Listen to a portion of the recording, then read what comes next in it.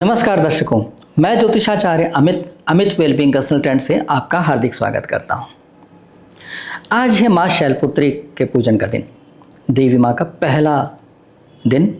माँ शैलपुत्री की पूजन की जाती है और माँ शैलपुत्री का पूजन करने का खास रहस्य यह है कि माँ शैलपुत्री हिमालय राज की पुत्री हैं।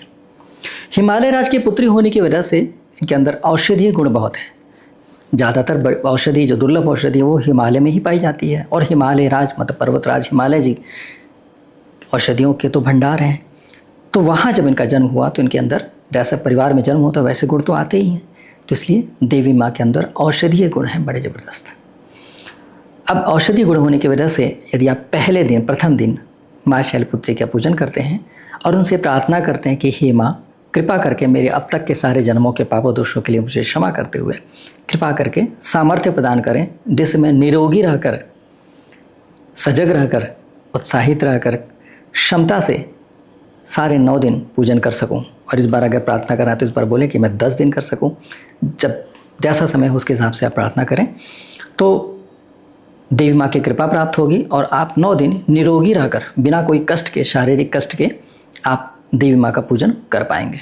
इससे क्या होगा कि आपकी पूजा अच्छी तरीके से पूर्ण हो पाएगी, आपको किसी तरह की बाधा अवरोध नहीं आएगा। कई बार होता है कि तबीयत खराब हो गई, कोई भी कष्ट परेशानी हो गई और आप पूजन नहीं कर पाते हैं, छूट जाती है, तो अच्छी बात तो नहीं है। तो इसलिए आप ऐसे देवी माँ से प्रार्थना करेंगे तो आपको बहुत अच्छी तरीके से आपको लाभ मिलेगा और नवरात्रि पूरी हो जाएगी।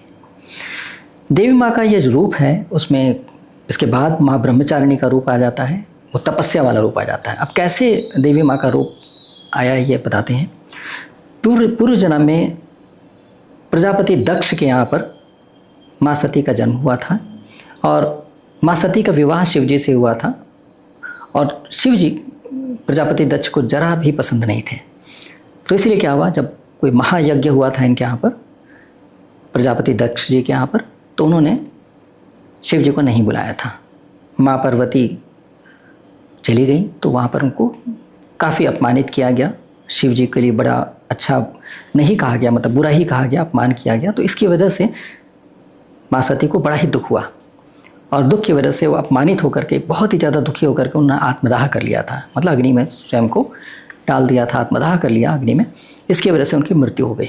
इसकी वजह से शिव जी बहुत ही क्रोधित हुए और बहुत ही डिस्टर्ब हो गए थे और गहरी समाधि में चले गए थे। ये बात और है कि बहुत उसके पहले तांडव किया था, उन्होंने बहुत कुछ क्रोधित हो गए थे, लेकिन उसके बाद शांत होकर के एकदम बिल्कुल समाधि में चले गए।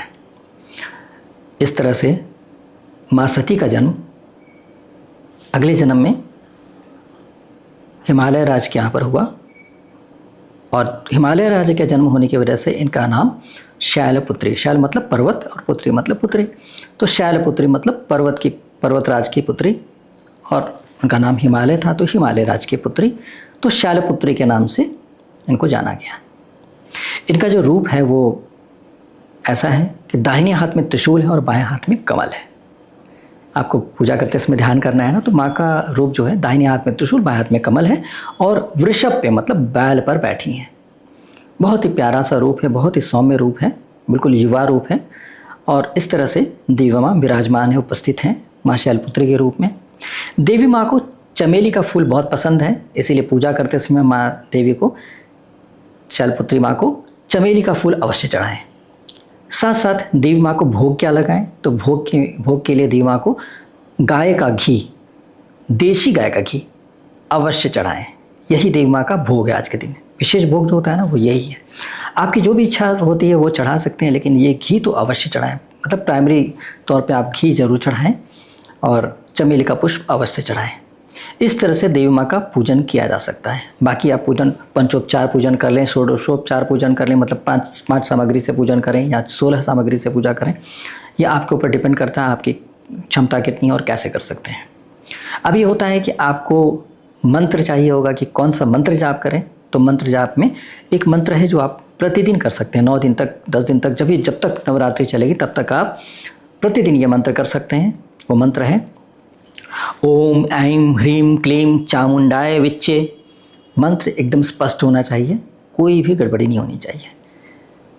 ये मंत्र हो गया, आप प्रतिदिन कर सकते हैं पूरे नवरात्रि और उसके बाद भी आप चाहे तो कर सकते हैं। बहुत ही पावरफुल मंत्र है, लेकिन मर्यादा का पालन कीजिएगा। सही उच्चारण कीजिएगा और सही तरह से बैठ कीजिएगा, एक स्थान पे कीजिएगा। ये नहीं कि आप ड्राइविंग कर रहे हैं और मंत्र जाप कर रहे हैं, ऐसे में दुर्घटना भी हो सकती है, क्योंकि आप कनेक्ट हो गए देवी माँ के साथ या कुछ ध्यान लग गया और पता चला एक्सीडेंट हो गया, तो ऐसा कीजिएगा मत।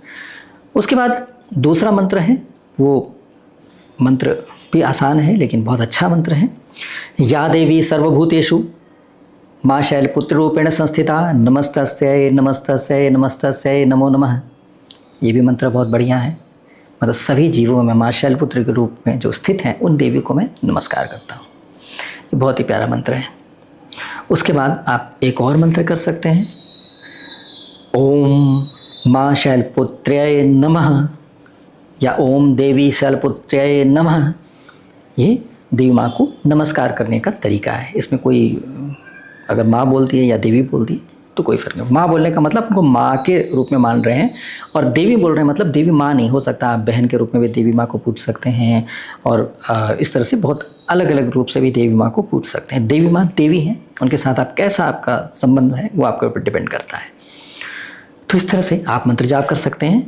एक माला कम से कम करिए, और हो सके तो आसन ऊनी आसन का प्रयोग कीजिएगा। ऊनी आसन बहुत अच्छा रहता है। ऊनी आसन में आप पीला या लाल ही आसन इस्तेमाल कीजिएगा, दोनों मिक्स हो तो भी चलेगा, लेकिन नीला काला भूरा ऐसा आसन बिल्कुल प्रयोग में लेने।